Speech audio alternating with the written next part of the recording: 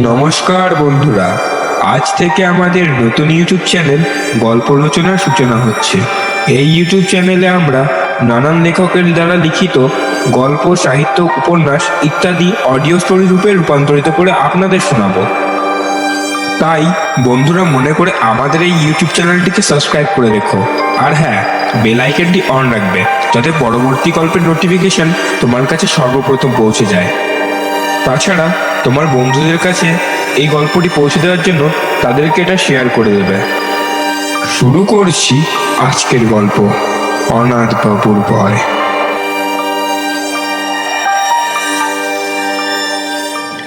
অনাথবাবুর সঙ্গে আমার আলাপ ট্রেনের কামরায়। আমি যাচ্ছিলাম রঘুনাথপুর হাওয়া বদলের জন্য। কলকাতায় খবরের কাগজের অফিসে আমি চাকরি করি। গত কমাস ধরে কাজের চাপে দম বন্ধ হওয়ার উপক্রম হয়েছিল। তাছাড়া আমার লেখার শখ, দু একটা গল্পের প্লটও মাথায় ঘুরছিল। কিন্তু এত কাজের মধ্যে কি আর লেখার ফুরসত জোটে? তাই আর 7-5 না ভেবে 10 দিনের পাওয়া ছুটি আর দিস্তাখানেক খাতা নিয়ে আমি বেরিয়ে পড়লুম। আপনাদের মনে প্রশ্ন হতে পারে, এত জায়গা থাকতে রঘুনাথপুরই কেন? তার অবশ্যই একটা কারণ আছে। ওখানে বিনা খরচায় থাকার একটা ব্যবস্থা জুটে গেল। আমার কলেজের সহপাঠী বীরেন বিশ্বাসের পৈতৃক বাড়ি রয়েছে রঘুনাথপুরে।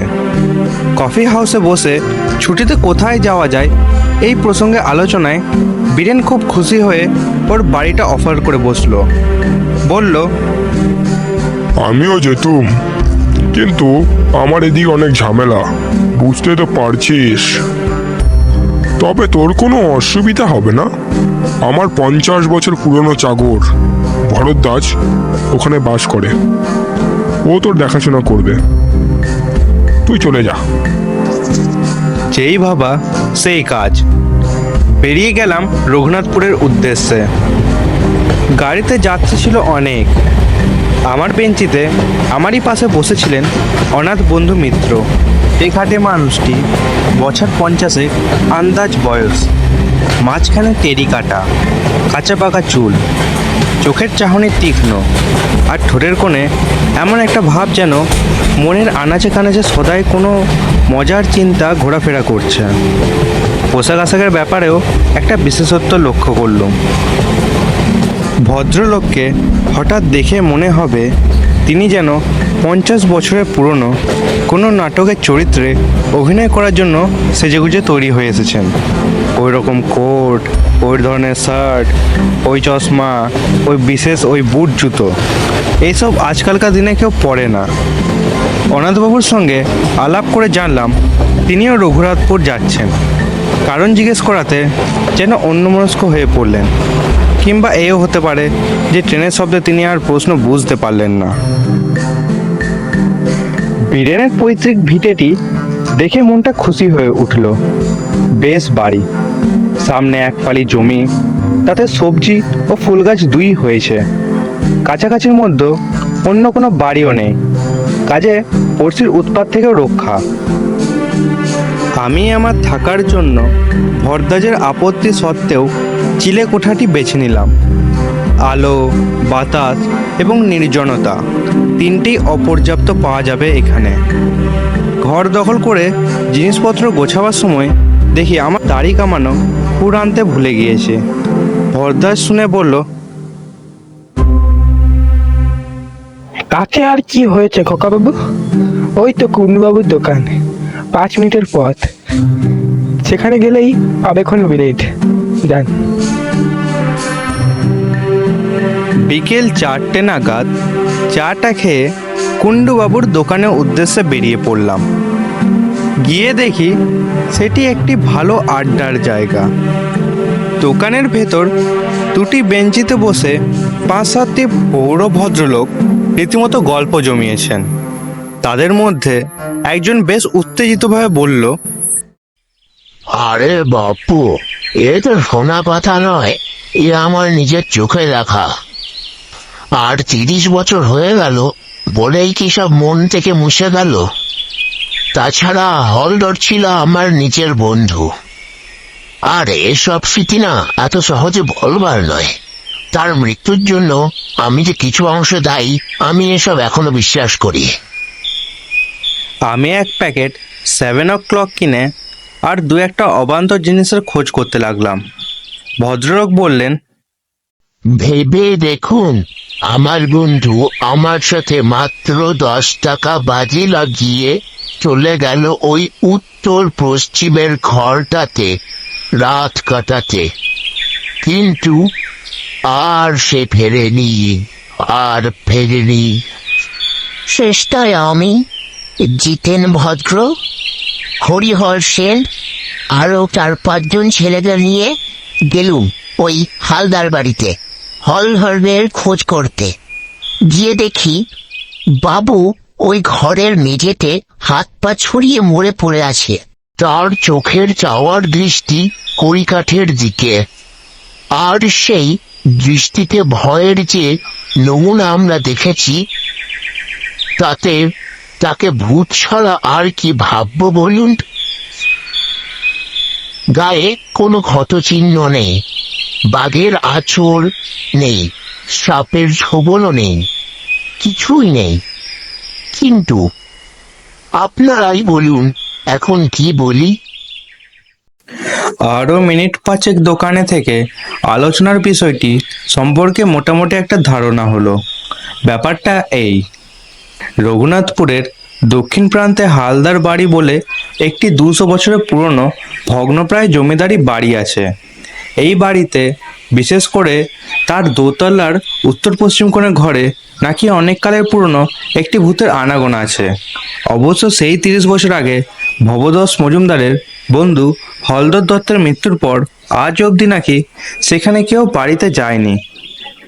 কিন্তু তাও রঘুনাথপুরের বাসিন্দারা ভূতের অস্তিত্ব মনে প্রাণে বিশ্বাস করে। বেশ একটা রোমাঞ্চকর অনুভব করলাম। আর বিশ্বাস করার কারণও আছে যথেষ্ট। একে তো হলধর দত্তের রহস্যজনক মৃত্যু, তার ওপর এমনিতেই হালদার বংশে ইতিহাসে নাকি খুন, খারাপি, আত্মহত্যা ইত্যাদির অনেক রাজির পাওয়া যায়। মনে মনে হালদার বাড়ি সম্পর্কে বেশ খানিকটা কৌতূহল নিয়ে দোকানের বাইরে এসে দেখি সেই ট্রেনের আলাপি অনাথ বন্ধু মিত্র মশাই হাসি হাসি মুখ করে দাঁড়িয়ে আছেন। আমায় দেখে বললেন, শুনছিলেন ওদের কথাবার্তা? আমি বললাম, তা কিছুটা শুনেছি। বিশ্বাস হয়? কি ভূত? হ্যাঁ। ব্যাপার কি জানেন, ভূতের বাড়ির কথা তো অনেকই শুনলাম, কিন্তু সেসব বাড়িতে থেকে নিজের চোখে ভূত দেখেছে এমন লোক তো কই আজ অবধি একটুও মিট করলাম না। তাই ঠিক অনাথবাবু একটু হেসে বললেন, একবার দেখে আসবেন নাকি? কি বাড়িটা? হ্যাঁ। দেখে আসবো মানে? বাইরে থেকে আর কি, বেশি দূর তো নয়, বড় জোর মাইল খানেক। এই রাস্তা দিয়ে সোজা গিয়ে জোড়াশিবের মন্দির ছাড়িয়ে ডান হাতের পথটা ধরে পোয়াটেক পথ। ভদ্রলোক বেশ ইন্টারেস্টিং কথা বলছিলেন। আর তাছাড়া এত তাড়াতাড়ি বাড়ি ফিরে গিয়ে কি করব, তাই চললাম তার সঙ্গে। হালদার বাড়িটা দূর থেকে দেখা যায় না, কারণ বাড়ির চারপাশে বড় বড় গাছের জঙ্গল। তবে গেটের মাথাটা দেখা যেতেও থাকে পৌঁছানোর প্রায় 10 মিনিট আগে থেকেই। বিরাট ফটক, মাথার ওপর ভগ্ন প্রায় নহবতখানা। ফটকের ভিতর দিকে বেশ খানিকটা দূর রাস্তা দিয়ে তবে সদর দালান। 2-3টে মূর্তি আর ফোয়ারার ভগ্নাশেষ দেখলাম। দেখে বুঝলাম বাড়ি আর ফটকের মাঝখানে এই জায়গাটা আগে বাগান ছিল। বাড়িটি অদ্ভুত, কারুকার্যের কোনো বাহারই নেই, কেমন যেন একটা বেঢপ চৌকো চৌকো ভাব। বিকেলে রোদ এসে পড়েছে তার শ্যাওলাবৃত্ত দেওয়ালে। মিনিট খানেক চেয়ে থাকার পর অনাথবাবু বললেন, আমি যতদূর জানি রোদ থাকতে ভূত বেরোয় না। তারপর আমার দিকে চেয়ে চোখ টিপে বললেন, একবার চট করে সেই ঘরটা দেখিয়ে এলে হতো না? সেই উত্তর পশ্চিমের ঘর, যে ঘরে? হ্যাঁ, সেই যে ঘরে হলদর দত্তের মৃত্যু হয়েছিল। ভদ্রলোক তো দেখছি এসব ব্যাপারে একটু বাড়াবাড়ি রকমের আগ্রহ। অনাথবাবু বোধহয় আমার মনের ভাবটা আজ করেই বলল, খুব আশ্চর্য লাগছে না? কিন্তু আমার বলতে দ্বিধা নেই। আমার রঘুনাথপুর আসার আসল কারণটাই হচ্ছে এই আশ্চর্যজনক ভুতুড়ে বাড়ি। বটে। আগে হ্যাঁ, আমি কলকাতায় থাকতে এই খবরটা পেয়ে ওই ভূতটাকে দেখবো বলে চলে এসেছি এখানে। আপনি সেদিন আমার কাছে আমার এখানে আসার কারণটা জানতে চাইলে আমি উত্তর না দিয়ে অভদ্রতা করলাম বটে, কিন্তু মনে মনে স্থির করেছিলাম একবার জেনে গেলে যে আপনি কিরকম লোক, তাহলে আপনাকে আসল কারণটা নিশ্চয়ই বলবো। কিন্তু তাই বলে ভূতের পেছনে ধাওয়া করে একবারে কলকাতা ছেড়ে? বলছি ব্যস্ত হবেন না। এখনো আমার কাজ সম্পর্কে আপনাকে তো কিছু বলাই হলো না। আসলে আমি ভূত প্রেত সম্পর্কে এক বিশেষজ্ঞ। বিগত 25 বছর ধরে আমি এই নিয়ে রিসার্চ করছি। শুধু ভূত কেন, ভূত, প্রেত, ডাকিনী, ভ্যাম্পায়ার, ভুডুইজম, পিশাচিনী, ওয়ার্লভ ছাড়াও আরো নানান ভূতজনির সম্পর্কে আমি বিস্তারিতভাবে রিসার্চ করছি। তাছাড়া আমি এইসব অতি প্রাকৃতিক ভূতজনি সম্পর্কে লিখিত নানান বই, পুঁথি ইত্যাদি পড়েছি। 7টা ভাষা জানতে হয়েছে এইসব বইগুলো ভালো করে পড়ার জন্য। তাছাড়া পরলোক তত্ত্ব নিয়ে লন্ডনের প্রফেসর জেমসের সাথে আমি 3 বছর ধরে চিঠি আদান প্রদান করছি। আমার লেখা প্রবন্ধ বিলেতে সব নামকরা কাগজের খবরে বেরিয়েছে। আপনার কাছে বড়াই করে কি লাভ, কিন্তু এইটুকু বলতে পারি এদেশে আমার চেয়ে জ্ঞানী এইসব ব্যাপারে অন্য কোনো লোক আপনি পাবেন না। ভদ্রলোকের কথা শুনে তিনি যে মিথ্যা বলছেন বা বাড়িয়ে বলছেন এটা আমার একবারও মনে হয় না, বরং তার সম্বন্ধে খুব সহজে একটা বিশ্বাস ও শ্রদ্ধার ভাব জেগে উঠল। অনাথবাবু একটুক্ষণ চুপ করে বললেন, ভারতবর্ষে অন্তত 300 ভূতের বাড়িতে আমি রাত কাটিয়েছি। বলেন কি?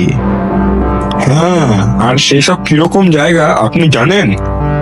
এই ধরুন জবলপুর, কার্শিয়াং, চেরাপুঞ্জি, কাজিমগঞ্জ, বারাসাত, হাজারিবাগ, সিউড়ি, আরো কত জায়গা। 56টা ডাক বাংলো আর কম করে 30টা নীলকুঠিতে আমি রাত্রি যাপন করেছি। এছাড়া কলকাতা আর তার কাছাকাছির মধ্যে অন্তত 50খানি বাড়ি তো আছেই। কিন্তু অনাথবাবু হঠাৎ থেমে গেলেন, তারপর ধীরে ধীরে মাথা নেড়ে বললেন, ভূত আমায় ফাঁকি দিয়েছে। হয়তো ভূতকে যারা চায় না, ভূত তাদের কাছেই আসে। আমি তো বারবার হতাশ হয়েছি। মাদ্রাজে ট্রিচিনপল্লিতে 150 বছর পুরনো একটা সাহেবদের পরিত্যক্ত ক্লাব ছিল। সেই ক্লাব বাড়িতে ভূত একবার কাছাকাছি এসেছিল। কিরকম জানেন? অন্ধকার ঘর, 1 ফোঁটা বাতাস নেই। যতই মোমবাতি জ্বালানোর জন্য দেশলাই জ্বালছি, ততই কে যেন ফু দিয়ে নিভিয়ে দিচ্ছে। শেষ পর্যন্ত 13টা কাঠি নষ্ট করার পর মোমবাতি জ্বালতে সফল হয়েছিলাম, এবং আলোর সঙ্গে সঙ্গেই ভূতটা যে বাজির মতো উড়ে গেল, তারপর আর আসলো না। একবার কলকাতায় ঝামাপুকুরের এক হানাবাড়িতে একটা ইন্টারেস্টিং অভিজ্ঞতা হয়েছিল বটে। আমার মাথায় তো এত চুল দেখছেন, কিন্তু সেদিন অথচ এ বাড়ির একটা অন্ধকার ঘরে বসে থাকতে থাকতে হঠাৎ চুলে মাথার ব্রহ্মতালুতে মশার কামড় অনুভব করলাম। কি ব্যাপার? অন্ধকারে মাথায় হাত দিয়ে দেখি মাথায় একটিও চুল নেই, একবারে মসৃণ, মাথা জোড়া টাক। এ কি আমারই মাথা না অন্য কারোর মাথা? হাত দিয়ে ভালো করে মাথাটাকে পরীক্ষা করলাম, কিন্তু আমি স্পষ্ট মশার কামড় খেলাম। টর্চটা জ্বালিয়ে দেখি কই, টাকের চিহ্ন মাত্র নেই। আমার যে চুল সে জায়গায় অবস্থান করছে। তাহলে ব্যাপারটা কি হলো বলুন তো? ব্যাস, এই দুটি ছাড়া আর ভূত দেখার কোনো অভিজ্ঞতা আমার এই জীবনে তো হয়নি। তাই এক প্রকার ভূত দেখার আশা আমি ছেড়েই ফেলেছি। ঠিক এমন সময় একটা পুরনো পত্রিকায় এই রঘুনাথপুরের উল্লেখ পেলাম। ভাবলাম যাই একবার শেষ চেষ্টা করেই আসি নাকি, দেখি কিছু পাওয়া যায় তো।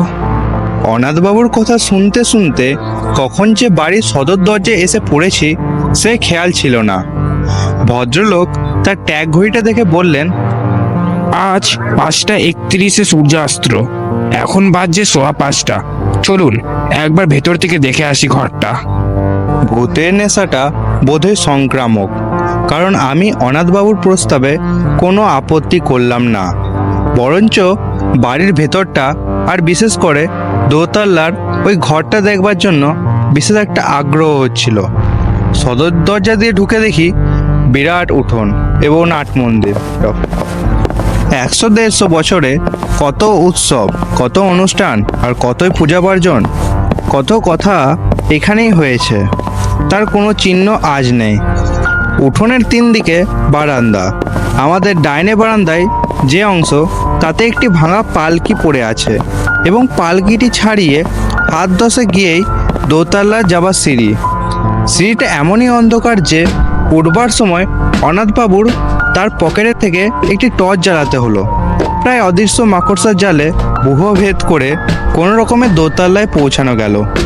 মনে মনে বললাম, এ বাড়িতে ভূত থাকা অস্বাভাবিক কিছু নয়। দোতলার বারান্দায় দাঁড়িয়ে হিসেব করে দেখলাম বাঁ দিক দিয়ে সোজা চলে গেলে ওই যে ঘর, ওটাই হলো উত্তর পশ্চিমের ঘর। অনাথবাবু বললেন, সময় নষ্ট করে লাভ নেই, চলুন এখনই। এখানে বলে রাখা ভালো, বারান্দায় কেবল একটি জিনিস ছিল, সেটি একটি ঘড়ি, যাকে বলে গ্র্যান্ডফাদার ক্লক। কিন্তু তার অবস্থা খুবই শোচনীয়। কাঁচ নেই, বড় কাঁটাটি উধাও, পেন্ডুলামটি ভেঙে কাত হয়ে পড়ে আছে। উত্তর পশ্চিমের ঘরের দরজাটি ভেজানো ছিল। অনাথবাবু যখন তার ডান হাতে তর্জনী দিয়ে সন্তর্পণে ঠেলে দরজাটি খুলেছিলেন, তখন বিনা কারণেই আমরা গাটা ছমছম করে উঠেছি। কিন্তু ঘরের ভেতর ঢুকে অস্বাভাবিক কিছু লক্ষ্য করলাম না। দেখে মনে হয় এককালে বৈঠকখানা ছিল। ঘরের মাঝখানে একটা বিরাট টেবিল, তার কেবল পায়া 4খানায় রয়েছে, উপরের তক্তাটি নেই। টেবিলের পাশে জানলার দিকে একটি আরাম কেদারা। অবশ্যই এখন সেটা আরাম কেদারা হবে কিনা সেটা সন্দেহ। তার একটি হাতল ও বসবার জায়গায় বেতের খানিকটা অংশ লোপ পেয়েছে। উপরের দিকে চেয়ে দেখি ছাদখানা ঝুলছে, একটি টানা পাখার ভগ্নাংশ, অর্থাৎ তার দড়ি নেই। কাঠের ডান্ডাটি ভাঙা এবং ঝালরের অর্ধেকটা ছেঁড়া। এছাড়া ঘরে আছে খাঁজ কাটা বন্দুক রাখার তাক, একটা নলবিহীন গড়গড়া আর 2খানা সাধারণ হাতল ভাঙা চেয়ার। অনাথবাবু কিছুক্ষণ একবারে স্তব্ধ হয়ে রইলেন। মনে মনে খুব মনোযোগ দিয়ে একটা অনুভব করার চেষ্টা করলেন। প্রায় মিনিট খানেক পরে বললেন, কি গন্ধ? মাদ্রাজি ধূপ, মাছের তেল আর মরা পোড়ার গন্ধ মিশ্রিত একটা বিকট উদ্ঘট গন্ধ। আমি বার 2-1 বেশ জোরে জোরে শ্বাস টানলাম। অনেকদিন বন্ধ ঘর, খুললে যে একটা ভ্যাপসা গন্ধ বেরোয়, সেই গন্ধ ছাড়া কোনো গন্ধই পেলাম না। তাই বললাম, কই ঠিক গন্ধ তো বুঝতে পারছি না। অনাথবাবু আরও একটুক্ষণ চুপ করে থেকে হঠাৎ করে বা হাতের তেলটি ডান হাতের হাত থেকে ঘুষি মেরে, বহুত আচ্ছা, এই গন্ধ আমার চেনা গন্ধ। এই বাড়িতে তো ভূত অবশ্যম্ভাবী, কিন্তু ভূত বাবাজি দেখা দেবেন কি দেবেন না সেটা কাল রাতে বোঝা যাবে। চলুন তাহলে। অনাথবাবু স্থির করে ফেললেন যে পরের দিন তাকে এ বাড়িতে রাত্রিবাস করতেই হবে। ফেরার পথে বললেন, আজ থাকলুম না, কারণ কাল আমাবস্যা, ভূতের পক্ষে প্রশস্ত তিথি। তাছাড়া সাথে 4-5টা জিনিস রাখা প্রয়োজন। সেই জিনিসগুলি বাড়িতে রয়ে গেছে, কাল নিয়ে আসবো। আজ শুধু সার্ভেটা করে নি। ভদ্রলোক আমায় বাড়ি অবধি পৌঁছে দেয় এবং বিদায় নেওয়ার সময় বলে, আচ্ছা শুনুন, আর কাউকে কিন্তু আমার এই প্ল্যানের কথা বলবেন না। এখানকার লোকের কথাবার্তা শুনলাম, এদের মনে যা ভয় আর যা ট্রেজুডিস, এরা শুনলে আমার প্ল্যানে ব্যাঘাত ঘটাবে নিশ্চয়ই। তাই কাউকে বলবেন না। দয়া করে আমার এই অনুরোধটুকু রাখুন। আমি আপনাকে আমার সাথে যেতে বললুম না, এই কথা শুনে রাগ করবেন না। আসলে এই সব ব্যাপারে একা না থাকলে বেশি যুদ্ধ হয় না। পরদিন দুপুরে কাগজ কলম নিয়ে বসলেও লেখা খুব বেশি দূর এগোলো না। মনে পড়ে রইল হালদার বাড়ির ওই উত্তর পশ্চিম ঘরটায়। আর রাত্রে অনাথবাবুর কি অভিজ্ঞতা হবে সে নিয়ে অশান্তি ও উদ্বেগ তো রয়েছেই মনের মধ্যে। বিকেলে অনাথবাবুকে হালদার বাড়ি ফটক অবধি পৌঁছে দিলাম। ভদ্রলোকের গায়ে আজ কালো গলা বন্ধ কোট, কাঁধে ফ্লাস্ক, হাতে সেই কালকে 3 সেলের টর্চ। ফটক দিয়ে ঢুকবার আগে কোটের দু পকেটে 2 হাত ঢুকিয়ে 2টি বোতল বার করে দেখিয়ে বললেন, এই দেখুন, আমার এই হাতে রয়েছে আমার নিজের তৈরি করা ফর্মুলা। শরীরের অনাবৃত অংশ মেখে নিলে আর মশা কামড়ায় না। আর আমার এই হাতে রয়েছে কার্বলিক অ্যাসিড। আশেপাশে ছড়িয়ে দিলে সাপের আতঙ্কে থেকে তো নিস্তার পাওয়া যাবে। এই বলে বোতল দুটো পকেটে পুরে টর্চটা মাথায় ঠেকিয়ে আমাকে একটা সিলাম ঠুকে ভদ্রলোক বুট জুতো খটখটিয়ে হালদার বাড়ির দিকে চলে গেলেন। রাত্রে ভালো ঘুম হলো না। ভোর না হতেই ভরদাসকে বললাম আমার থার্মোফ্লাক্সে 2 জনের মতো চা ভরে দিতে। চা এলে পর ফ্লাক্স নিয়ে আবার হালদার বাড়ির উদ্দেশ্যে রওনা দিলাম। হালদার বাড়ির ফটকের কাছে পৌঁছে দেখি চারিদিকে কোনো সাড়া শব্দ নাই। অনাথবাবুর নাম ধরে ডাকলাম, অনাথবাবু, ও অনাথবাবু, কোথায়? নাম ধরে অনেকবার ডাকার পর সাড়া না পেয়ে ভাবছি নাম ধরে আরও ডাকবো না শটান দোতলায় যাব।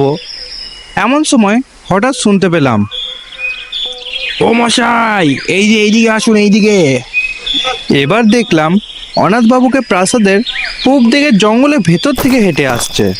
তাকে দেখে মোটেই মনে হয় না যে রাত্রে তার কোনো ভয়াবহ বা অস্বাভাবিক অভিজ্ঞতা হয়েছে।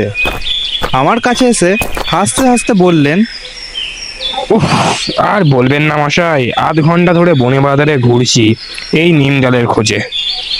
আমার আবার সকাল সকাল দাঁতনের অভ্যাস। করে রাত্রের কথাটা জিজ্ঞেস করতে কেমন বাদো বাদো ঠেকালো। বললাম, চা এনেছি, এখানেই খাবেন না বাড়ি যাবেন? না না, চলুন না, ওই ফোয়ারার 5টা বসে চা খাই। গরম চায়ে চুমুক দিয়ে একটি তৃপ্তিসূচক শব্দ করে আমার দিকে ফিরে মুচকে হেসে অনাথবাবু বললেন, খুব কৌতূহল হচ্ছে না? আমি আমতা আমতা করে বললাম, হ্যাঁ মানে তা একটু। বেশ, তবে বলছি শুনুন, গোড়াতেই বলে রাখি, এক্সপিডিশন হাইলি সাকসেসফুল। আমার এখানে আসা সার্থক হয়েছে। অনাথবাবু এক মগ চা খেয়ে দ্বিতীয় মগ ঢেলে তার কথা শুরু করলেন। আপনি যখন আমায় পৌঁছে দিয়ে গেলেন তখন 5টা। আমি বাড়ির ভেতরে ঢোকার আগে একটু আশপাশটা সার্চ করে নিলাম, কারণ অনেক সময় ভূতের চেয়ে জন্তু, মানব আর জানোয়ারের আতঙ্ক বেশি হয় এইসব পুরনো বাংলোতে। দেখলুম আশেপাশে সন্দেহজনক কিন্তু কিছু নেই, সবই একেবারে স্বাভাবিক। বাড়িতে ঢোকার পর একতলার ঘরগুলোর মধ্যে যেগুলো খোলা আছে সেগুলোতে বারবার ঢুকে দেখে নিলুম। জিনিসপত্র তো আর একদিন ধরে বিশেষ পড়ে থাকার কথা নয়।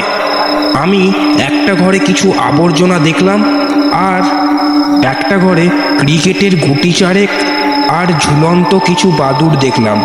তারা আমায় দেখে একটু নড়চড় করলো না, আমিও তাদের ডিস্টার্ব করলুম না, বেরিয়ে আসলাম। একটা ঝুলনো সাথে করে এনেছিলাম, তা দিয়ে ভালো করে ধুলোবালি ঝাড়লাম। কতদিন যে ধুলোবালি ঝাড়া হয়নি কে জানে।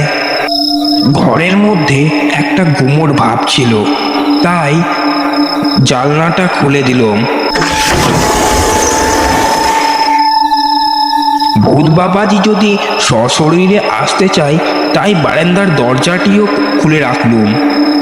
তারপর চার্জ ও ফ্ল্যাংটা বিছানায় রেখে ওই বেদ ছাড়া আরাম কেদারাটায় শুয়ে পড়লুম। অস্বস্তি হচ্ছিল বেশ, কিন্তু এর চেয়েও অনেক খারাপ অবস্থায় রাত কাটিয়েছি তো, তাই কিছু মাইন্ড করলাম না। আশ্বিন মাস, 5:30টার সময় সূর্য ডুবেছে। দেখতে দেখতে অন্ধকারটা বেশ গাঢ় হয়ে উঠল, আর সঙ্গে সঙ্গে সেই গন্ধটাও বেড়ে উঠেছে। আমি একটু ঠান্ডা স্বভাবের মানুষ, সহজে বড় একটু এক্সাইটেড হই না, কিন্তু কাল একটা অজানা কারণে ভেতরে ভেতরে একটু উত্তেজনা অনুভব করছিলাম। সময়টা ঠিক ঠাহর করতে পারি না, তবে আমার আন্দাজ 9:30 বা 9টা হবে। হঠাৎ খোলা জানলার বাইরে থেকে একটা জোনাকি ঘরে এসে ঢুকলো। মিনিট চারেক ঘোরাঘুরি করলো, তারপর যেমন জানলা থেকে ঢুকেছিল তেমনই বাইরে বেরিয়ে গেল। তারপর কখন যে বাইরে ঝিঝির ডাক থেমে গেছে আর আমি ঘুমিয়ে পড়েছি এ খেয়াল নেই। ঘুমটা ভাঙলো একটা ঘড়ির জোরাল শব্দে।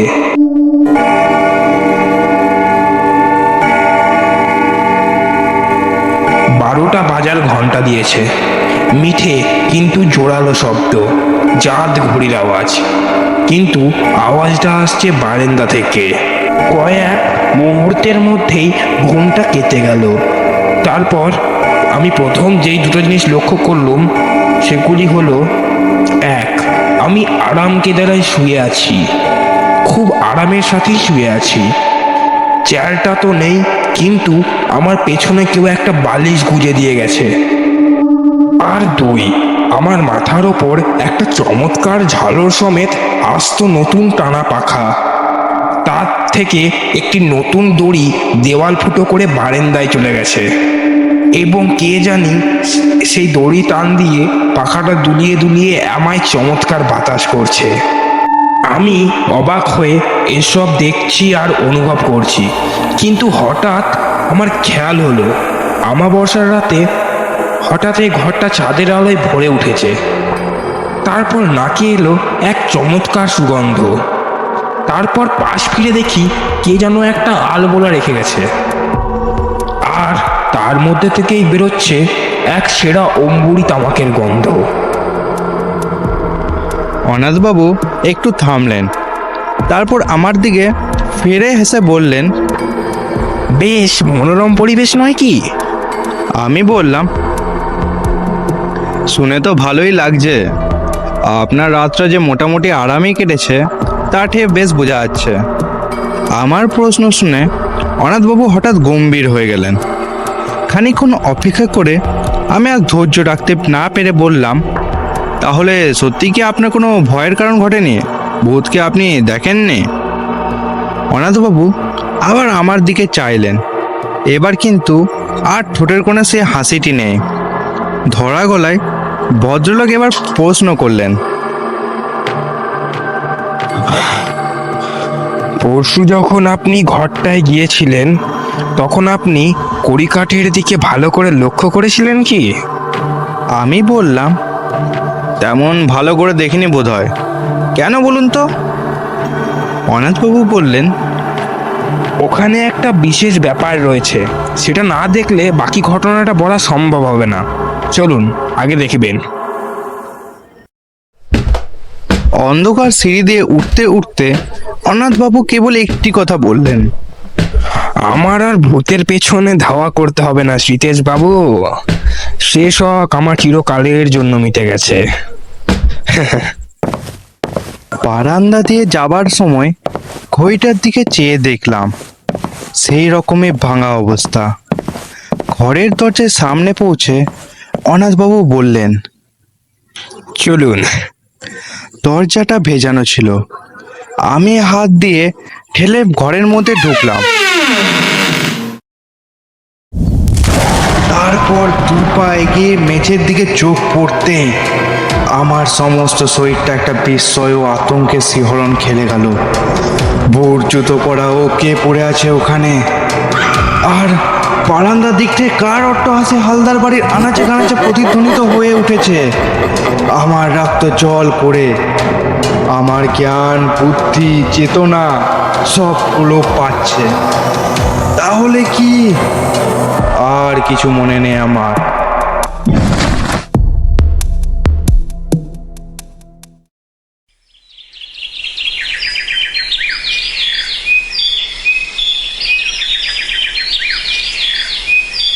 যখন জ্ঞান হলো তখন দেখি ভরদ্বাজ আমার খাটের পায়ের দিকে দাঁড়িয়ে আছে